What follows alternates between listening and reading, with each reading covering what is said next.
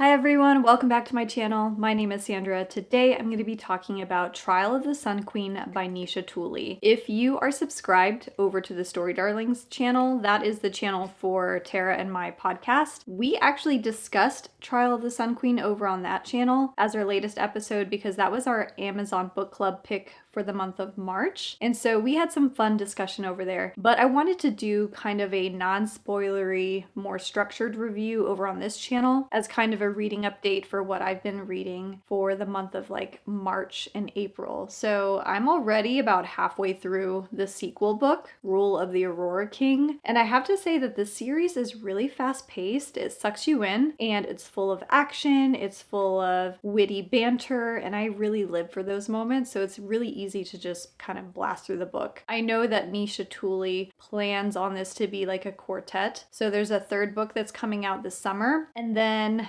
TBD on when the fourth and final book will be released, but I'm really enjoying it. The series name is Artefacts of Ouranos. I think that's how you say it. And Ouranos is kind of the world or the continent where all of this stuff, this story takes place. So it's been really fun. My little sister Taylor, she had a really great way of describing Trial of the Sun Queen, which was that it's kind of like Throne of Glass meets The Bachelor. And you totally get that vibe with the first book. Kind of a quick non-spoilery overview of this first book is there's a girl named Lore who is in this prison, and she is with her brother Tristan, who is 5 years older than her, and then she has an older sister named Willow as well. Lore is the youngest of the three siblings, and she is currently 24 years old. All three siblings have been in this prison for about 12 years now, and they were put there by the Aurora King, whose name is Ryan. And he is a bad dude. If you've read Throne of Glass, he's kind of like Dorian's father / the King of Hybern from ACOTAR. So kind of that vibe. And so where this story kind of feels like Throne of Glass is because this centers around,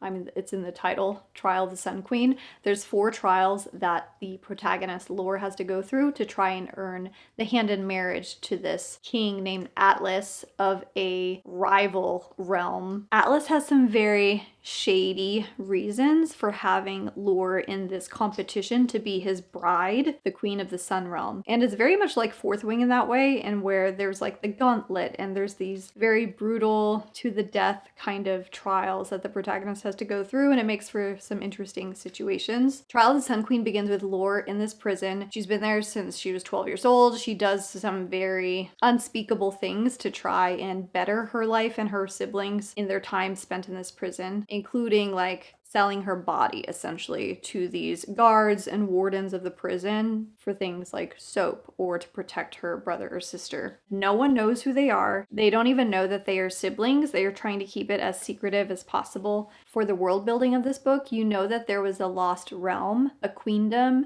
that was ruled by someone named the Heart Queen. And so generations in the past, she did something very treacherous to try and gain more power than she should have, which led to the downfall of not just the whole Heart Queendom, but also it affected all of the other fae who rule these neighboring realms. So the book kind of gives you glimpses of that history. Like everyone kind of speaks of this event in the past like hundreds of years ago in a very bad light. And then you have Lore and her siblings who are hiding. So it's not very difficult to put 2 and 2 together that she is probably related in some way to this Heart Queendom.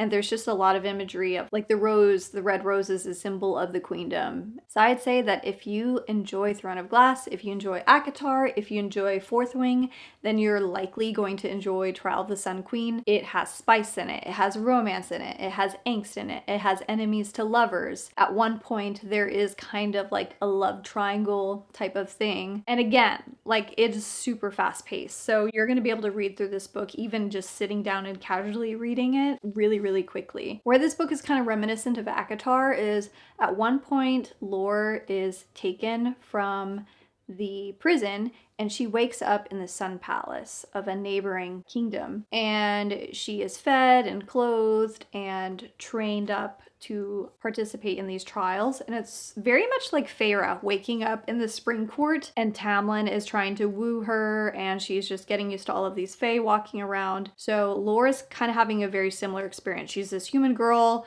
She's out of her element with all these imperial fae and these high fae that are around her. This society that she is in looks very down upon humans and lower fae. There's a huge socioeconomic rift between the lower class, the impoverished class, and the high fae. And there's this district called the Umbra in the Aurora King's realm, which is where all the humans and lower fae are sent to kind of live, and they struggle to eat or really do anything. They are kind of ruled under fear and intimidation. That's kind of how the Aurora King rules over there. And then you meet Atlas, who seems very kind and willing to change his worldview. And he's also trying to woo Lore. And he kind of gives off that he's very interested in Lore for some reason, but you don't really know. Lore has it in her mind that she has to win these 4 Sun Queen trials so that she can better her circumstances and help, save Willow and Tristan and take them from the prison. That becomes her singular goal, and she is dead set on bettering their circumstances and never starving again. At times, this book felt really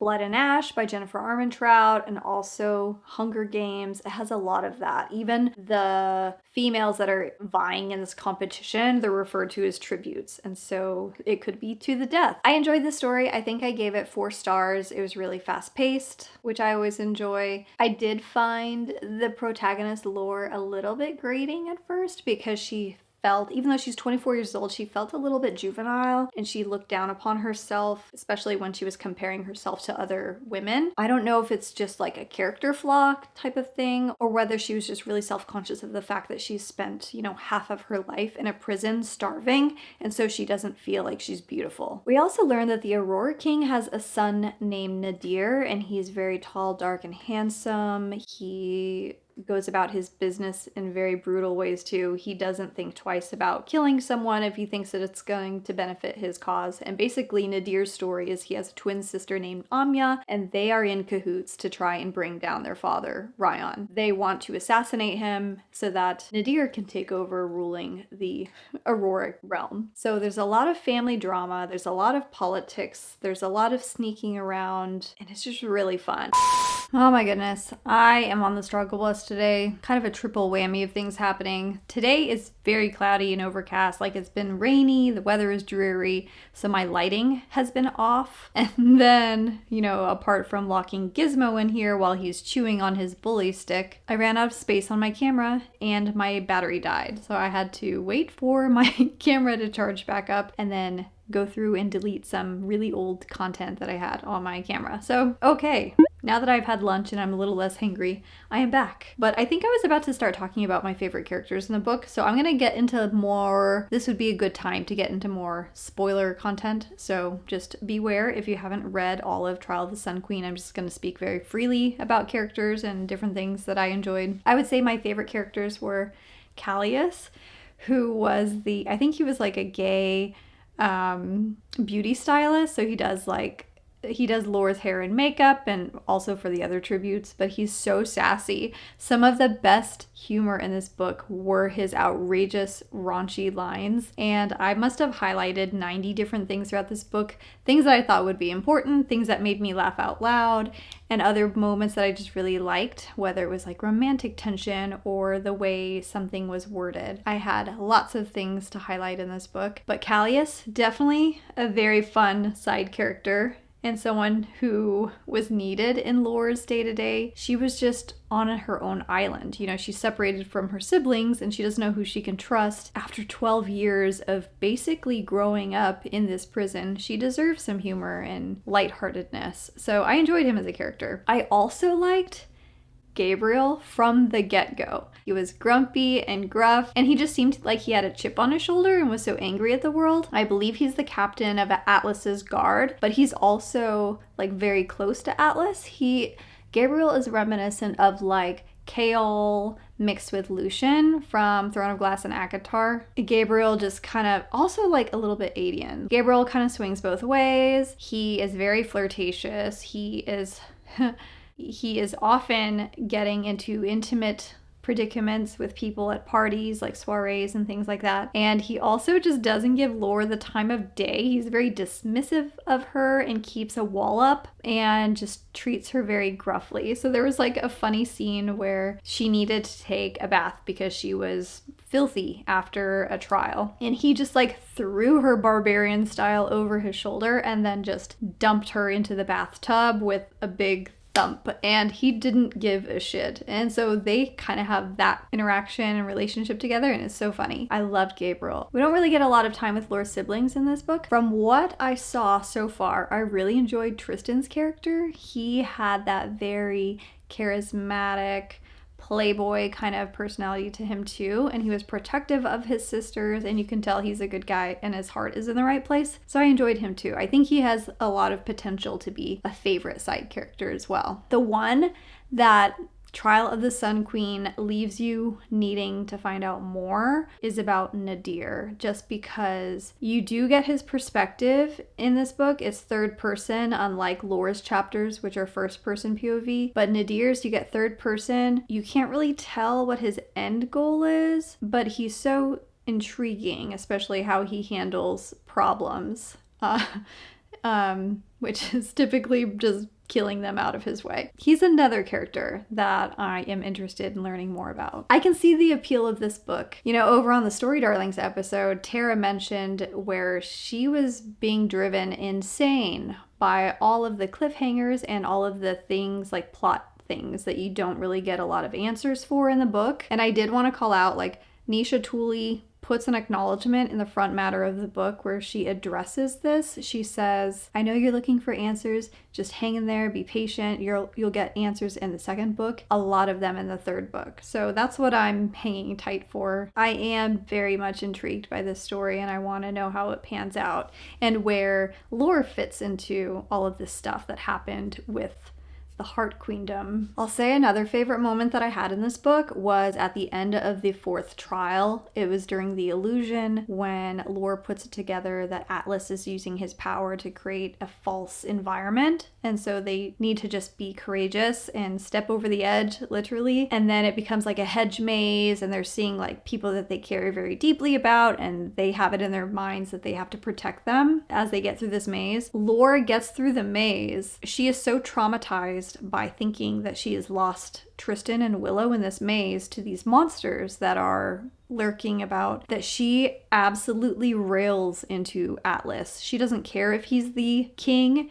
She doesn't care what high fae are present there watching. She just totally shits all over everything that he's about. She shames him. That was one part where it felt very Celaena Sardothien. There were many parts during the Trial of the Sun Queen where Lore struck me as a Celaena Sardothien type of character, and I enjoyed those parts because Celaena was always so feisty and always so brave and always so willing to stick up for the little guy, that Lore definitely channeled a lot of that too. In each of the 4 trials that she had to go through, she always made sure to reach out and help others, the other tributes that were struggling and at risk of dying during the trial. Even if these were people that were just straight up bitches to her, she didn't care. She was a good person and just helped them because she has humanity, unlike these other people. So she is a very multifaceted character, and I liked her for that. But like I said, I hope to finish the rule of the Aurora King and find out more about what's going on with this history that happened centuries ago, the siblings of Lore, Atlas, Nadir, hopefully, and yeah. And then I have so many books to read. I definitely bit off more than I could chew for the month of April because I still have The Familiar by Leigh Bardugo, which came out 2 days ago, and then I have Mark Lawrence's 2 books in his latest series that came out, The